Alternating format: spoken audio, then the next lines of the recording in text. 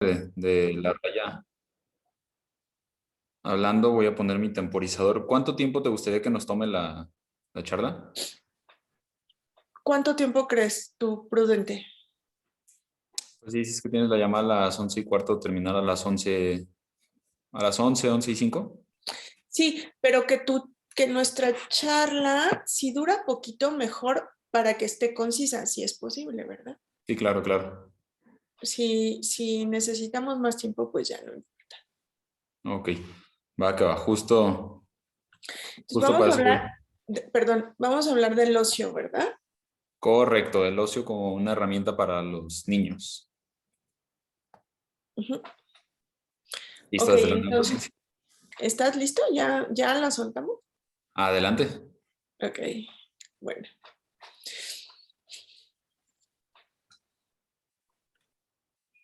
Hola amigos, buenas tardes, ¿cómo están? Soy Roseli de Escolar y hoy tenemos otra vez con nosotros a Ricardo Cervantes, que nos va a seguir hablando de neuroeducación. Y hoy quisimos traerles un tema súper interesante, súper polémico.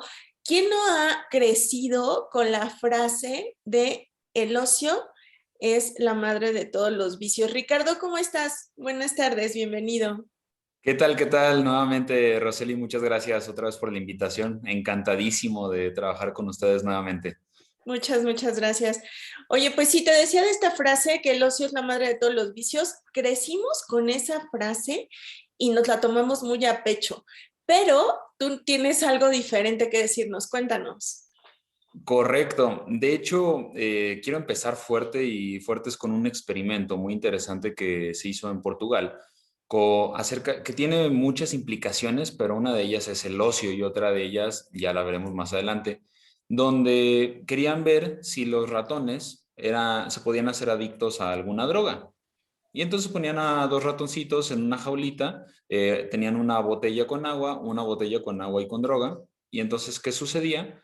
Cerca del 99% de las ocasiones, los ratones terminaban después de un tiempo tomando de la botellita con droga y muriendo. Pero después el científico que hizo esto dijo, oye, pues es que no hay ninguna otra opción más que tomar agua, de una o de otra, pero no hay ninguna otra opción. ¿Qué pasaría si hacemos algo diferente con el experimento?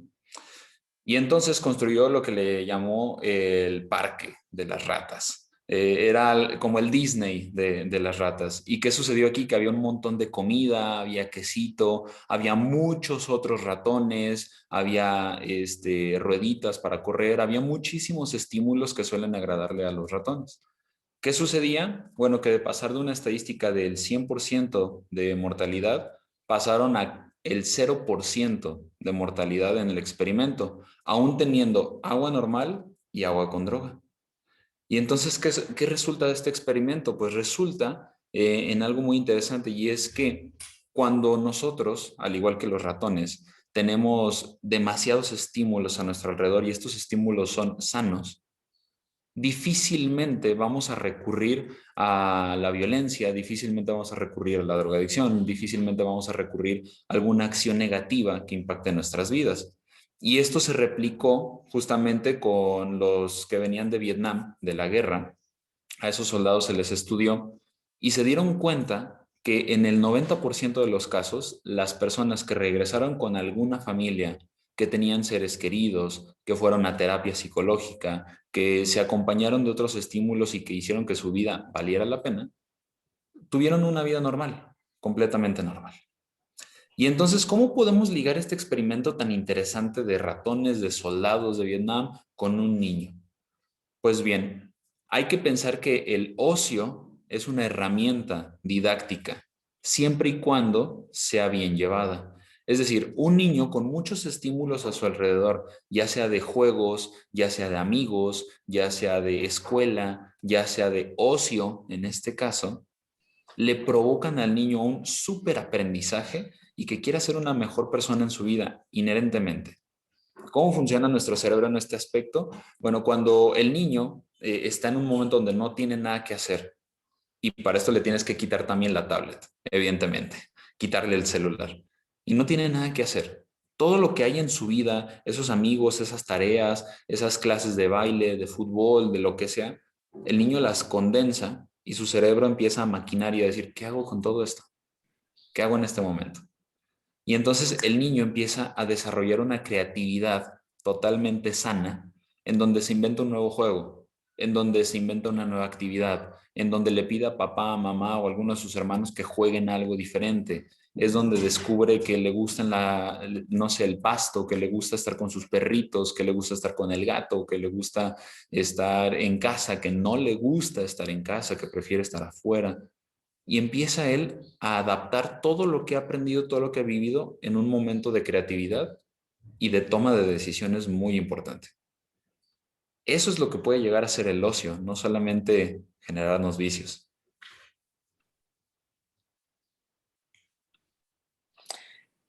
Está súper interesante, pero creo que todavía podemos las mamás tener una cierta confusión. Ocio entonces es cosas, bueno, mejor defínenos tú el ocio. Sí, el ocio realmente implica la carencia de alguna actividad. Podríamos decirlo así en palabras llanas para no irnos a la definición del diccionario que puede ser más escueta o más compleja. Es carencia de actividades. Y entonces, ¿qué hacemos con el ocio? Pues bueno, para que el niño tenga un ocio saludable, lo podemos rodear de estímulos positivos y de estímulos saludables. Por consecuencia, también tenemos que quitarle los estímulos no saludables. Es al mismo tiempo estas dos cosas, estímulos saludables adentro, estímulos no saludables afuera.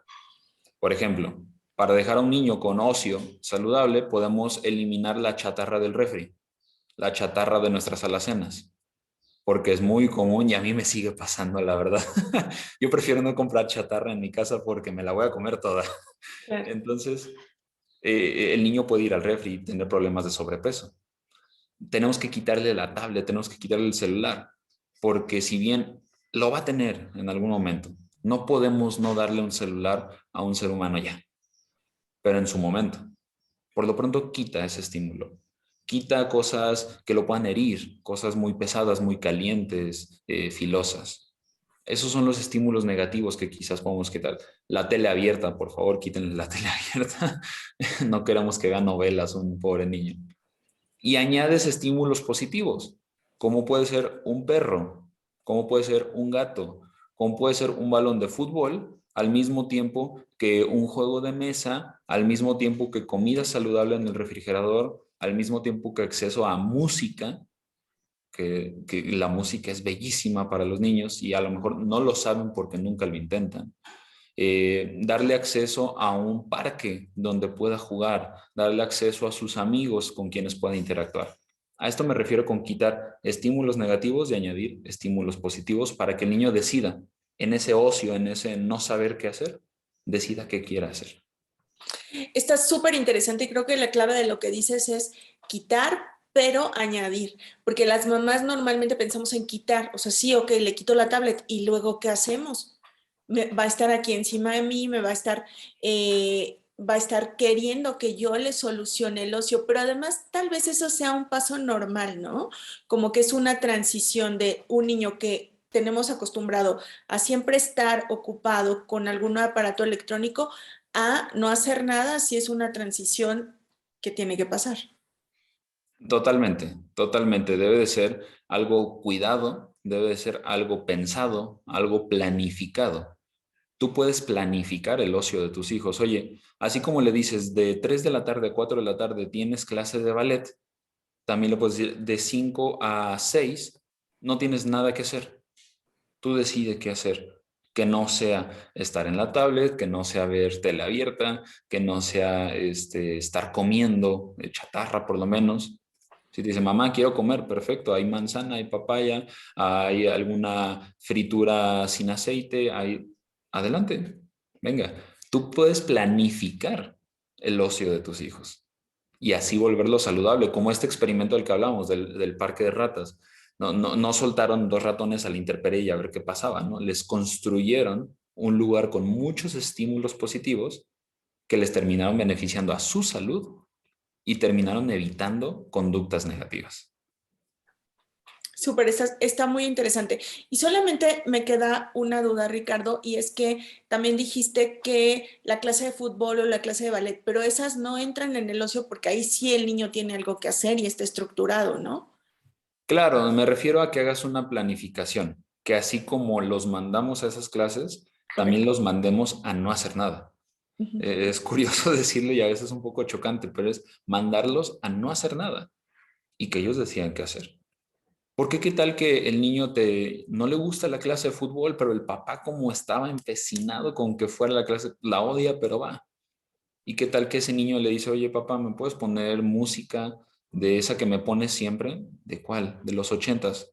¿De los ochentas? Claro, adelante. Y resulta que tienes un niño que le gusta la música clásica. Entonces, a eso me refiero con sacar, darles sus actividades que las deben de tener, evidentemente, pero darles tiempo de no hacer nada y que ahí su cerebro recopile toda su información y toda su experiencia de vida hasta el momento para que logren algo. Esto, de hecho, también tiene un sustento, todo lo que estoy diciendo en realidad tiene un sustento científico, pero esto tiene específicamente un sustento en algo que sucede mientras dormimos. Mientras dormimos, la gente piensa que no estamos haciendo nada. Piensa la gente que es cuando más descansamos, que es cuando nuestro cerebro prácticamente se apaga, nuestro cuerpo casi que se apaga, se pone en modo avión por lo menos. Y es exactamente lo contrario. Durante el sueño es cuando nuestro cerebro más trabaja. Nuestro cerebro le podemos conectar algunos aparatos, uno de ellos se llama electroencefalograma, que mide la actividad cerebral por medio de la electricidad. Y resulta que cuando dormimos, nuestro cerebro se ilumina como si fueran Las Vegas. Se ilumina totalmente, está trabajando, trabajando, trabajando, trabajando nuestro cerebro cuando estamos dormidos. Lo único que se apaga es la zona de aquí de enfrente, que se llama corteza prefrontal, que es la zona de la razón. Esa es la que sí se apaga. De ahí que tengamos sueños tan locos y que sean totalmente absurdos o irracionales, es porque está apagada la zona de la razón, que es toda esta. Entonces, esa es otra muestra de cómo el no hacer nada es cuando hace que nuestro cerebro trabaje mucho más para un fin en específico, ya sea aprender, ya sea relajarse, ya sea disfrutar, ya sea entender la vida. Hay muchísimas cosas que hace nuestro cerebro mientras no hacemos nada. De hecho, algo que hace mucho daño a los niños y a los seres humanos en general es tener un exceso de actividades. Es una patología a nivel psicológico el que de 12 a 1 tienes esta actividad, de 1 a 2 esta, de 2 a 3 esta, de 3 a 4 esta. Es una patología psicológica porque estás tan envuelto en tus actividades que pierdes noción de quién eres tú, de qué es el mundo, de qué está pasando alrededor tuyo. Y hay tratamientos, hay terapia psicológica para los niños enfocada a esto, porque los papás los tienen haciendo, haciendo, haciendo, haciendo, haciendo, haciendo. Y eso también provoca perjuicios al niño. Sí, claro, me imagino que si estás desconectado, que si te desconectas de ti mismo, bueno, pues amigas, es mucho más difícil que se autorregulen los niños, ¿no?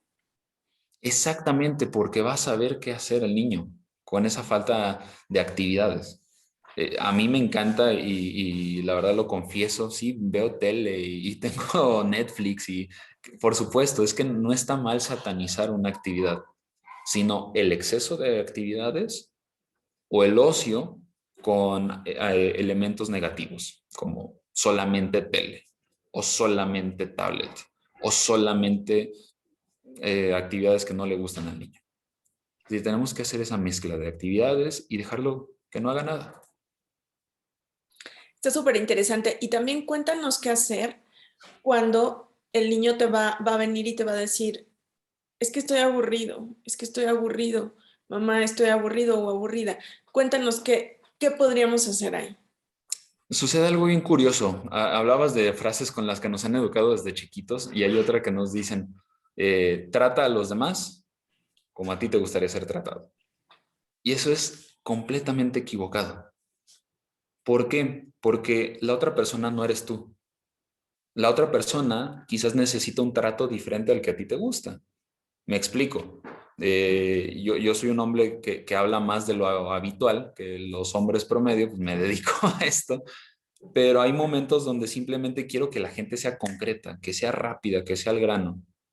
Pero hay otras personas que no. Hay otras personas que les gusta que le cuentes toda la historia, que les cuentes la magia, los aditamentos, las historias alrededor de esto para que sea más lindo. No los puedo tratar igual que a mí. porque los voy a aburrir. La respuesta entonces sería, trata a los demás como a ellos les gustaría ser tratados. Si tu niño llega aburrido contigo y te dice, mamá, estoy aburrida, papá, no sé qué hacer, lo que tú le aconsejes normalmente va a ser lo que a ti te gusta hacer. Me gusta el fútbol, ¿qué le voy a decir a mi niño? Vamos a jugar fútbol. Me gusta ver películas, ¿qué le voy a decir a mi niña? Vamos a ver películas. Y eso puede ser que esté mal, porque le estoy dando lo que yo quiero, no lo que él quiere. ¿Qué hago? Papá, no tengo nada que hacer. Mamá, estoy aburrido. ¿Qué te interesa hacer? Tablet. No. Ya sabes que no. Este es tu momento de cero tablet. ¿Puedo salir a jugar con mis amigos? Adelante. Oye, ¿puedo hacer una videollamada con mi amiga tal? No es el uso de la tablet para atontarte, es para convivir con otra persona. Adelante. Oye, mamá, es que quiero bailar. Perfecto, vamos a bailar. Tú investiga y pregunta al niño qué es lo que quiere. Ese es parte del proceso creativo. No tengo nada que hacer, ahora me voy a cuestionar. ¿Qué debería de hacer? ¿Qué quisiera hacer? Cuestiónale eso al niño. Déjale que genere sus propias respuestas y quizás te sorprendas un día de qué es lo que quiere hacer. Qué interesante, tienes toda la razón. Y pues solamente eso, recuerden que es un proceso y también recuerden que Ricardo es especialista en neuroeducación y todo lo que nos está diciendo es súper interesante porque tiene que ver con el desarrollo del cerebro de nuestros hijos. Correcto. De hecho, hay un podcast muy interesante que quizás valga la pena que algunos aquí lo pudieran ver. Se llama Niñología. Está en Spotify y justamente la conductora no es neurocientífica, ni mucho menos. De hecho, es una actriz, pero se apoya en muchísimos neurocientíficos, en pedagogos, en psicólogos. Y es realmente impresionante lo que puede comprender un niño y lo que puede comprender un padre acerca de sus niños. Cierro con un experimento buenísimo en donde a un bebé se le hace un eye tracking, se llama, que es detectar hacia dónde está viendo con la mirada. Y entonces se pone a dos personas frente al niño. Una persona agarra una cuchara, la mete a un plato y le va a dar comida a la otra persona en la boca. Cuando esto sucede, el niño pues, los está viendo y no pasa más allá de que quizás se le antoje o que se aburra. Pero cuando este sujeto toma la cuchara, la lleva hacia la boca y en vez de dársela en la boca a la otra persona, la dirige a su brazo, el niño tiene una explosión en su cerebro de sus conectores eléctricos y empieza a decir, ¿qué está pasando? ¿Por qué sucedió esto? Esa cuchara iba a la boca, pero no fue a la boca. Y entonces genera una sensación de alerta, de aprendizaje, de curiosidad. Y el niño está intentando aprender por qué está sucediendo eso. Te estoy hablando de un niño de 6 meses, de 6 meses. Muchas veces pensamos que porque son niños no entienden. Cuando un niño desde pequeñito, lo único que le importa a su cerebro, lo único que le importa a ese ser humano es aprender. Ese es su objetivo de vida momentáneo, aprender. Es nuevo en el mundo y tiene que aprender y tiene que entender. Todo lo que hacen los niños es con la intención de aprender y entender. Entonces, no digamos que al cabo es un niño, no entiende. Está intentando entender. Incluso que lo trates como tonto, lo puede llegar a entender. Que lo trates como una persona inteligente, lo puede llegar a entender. Qué interesante. Pues bueno, este es uno más de los tips que nos trae Ricardo. El ocio es la fuente de la creatividad y también del aprendizaje. Rompemos todos los esquemas, Ricardo. Muchas gracias por esta cápsula. Y bueno, pues vamos a seguir investigando acerca de neuroeducación. Al contrario, gracias a ti, Rosely, nuevamente por la invitación. De verdad, dense la oportunidad de echarse un clavado en la cabeza de sus hijos, en qué sucede con sus hijos. Hay un montón de libros, de documentales, léanlos, es bellísimo aprender sobre ellos. Un placer y para servirles como siempre, Rosely. Muchas gracias, Ricardo. Nos vemos pronto. Hasta luego, Hasta amigos. luego.